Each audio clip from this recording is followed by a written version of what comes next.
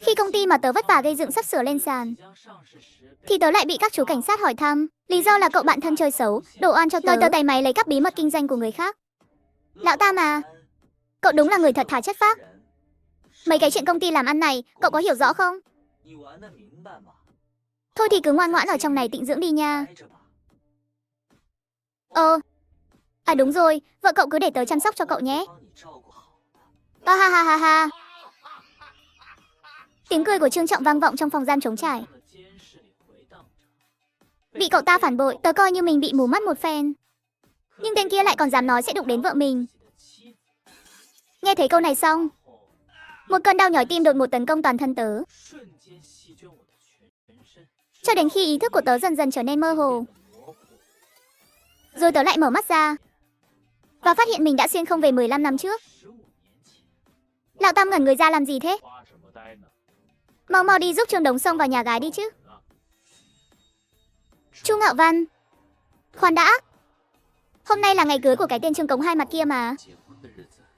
Nghĩ đến đây, khóe miệng tớ bất giác nở một nụ cười tinh nghịch.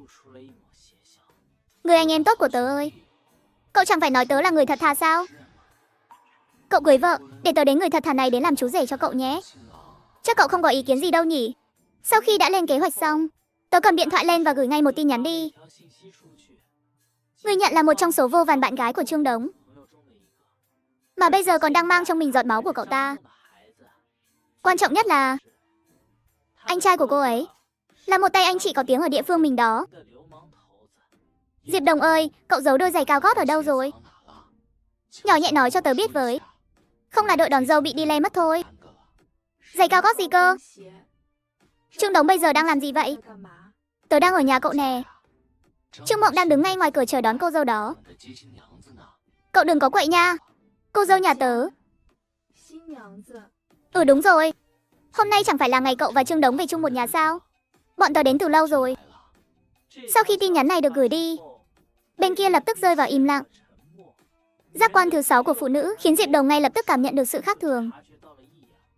Lúc trước, sau khi biết mình có em bé, Trương Đống đã vừa dỗ dành vừa lừa gạt để cô ấy đi giải quyết. Nhưng cô ấy vẫn kiên quyết muốn giữ lại đứa bé. Này, ai mà ngờ, hôm nay lại đột nhiên nhận được tin Trương Đống sắp cưới vợ. Rất nhanh sau đó, Trương Đống đang tươi cười hớn hở bên cạnh, thì điện thoại đột nhiên reo inh ỏi. Mọi người cứ tìm cách trước đi, tớ nghe điện thoại cái đã.